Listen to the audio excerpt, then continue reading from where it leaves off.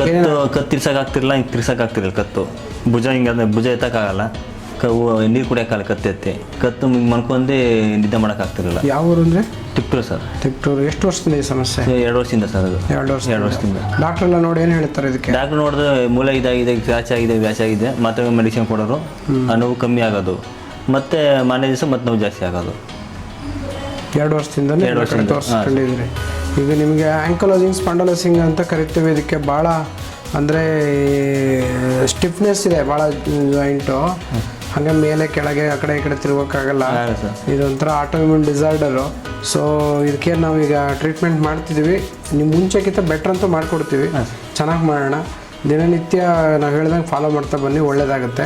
So ಇವೆಲ್ಲ ರೀತಿಯಲ್ಲಿ ಒಳ್ಳೆ ಚಿಕಿತ್ಸೆ ಮಾಡೋಣ. ಟ್ರೀಟ್ಮೆಂಟ್ ಆದ್ಮೇಲೆ ಪರವಾಗಿಲ್ಲ ಸರ್. ಈಗ ಟ್ರೀಟ್ಮೆಂಟ್ ಆದ್ಮೇಲೆ ಇಷ್ಟು ಎತ್ಬೋದು, ಅಲ್ಲಿ ಇಷ್ಟು ಬಡಿಸ್ಬೋದು ಸರ್. ಈ ಕಡೆ ಇಷ್ಟು ತಿರುಗ್ಬೋದು ಸರ್. ಮೊದಲು ಇಷ್ಟು ತಿರ್ಸೋಕ್ಕಾಗ್ತಿಲ್ಲ ಸರ್. ಈ ಕಡೆ ಫುಲ್ ತಿರುಗ್ಬೋದು, ಹಿಂಗೆ ಫುಲ್ ಈ ಕಡೆ ತಿರುಗ್ಬೋದು ಸರ್. ಹಿಂಗೆ ಎತ್ತಬೋದು, ಈ ಕಡೆ ತಿರ್ಸ್ಬೋದು ಸರ್. ಈಗ ಮುಂಚೆ ಚೆನ್ನಾಗಿದೆ ಸರ್.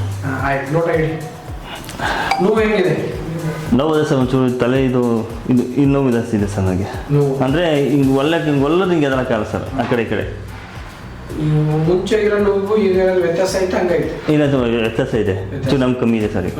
ಕಮ್ಮಿ ಇದೆ ಸರ್. ಸಮಾಧಾನ ಆಯ್ತು? ಅದಕ್ಕೆ ಸರ್ ಬಂದು ಸಮಾಧಾನ ಆಗುತ್ತೆ ಅಂತಲೇ ಬಂದಿ ಸರ್. ನಾನು ಯೂಟ್ಯೂಬಲ್ಲಿ ನೋಡ್ಕೊಂಡು ಮನೆ ಫೋನ್ ಮಾಡಿದೆ, ಅಡ್ರೆಸ್ ಕಳ್ಸ್ಕೊಂಡು ಬಂದಿದ್ದೆ ಸರ್ ನಾನು. ಆಯ್ತು, ಕರೆಕ್ಟಾಗಿ ಒಂದು 15 ದಿನಕ್ಕೆ ಒಂದ್ಸಲ ಔಷಧಿ ಮಾಡಿ ಚಂದ ಮಾಡಿ ತೋರಿಸಿ.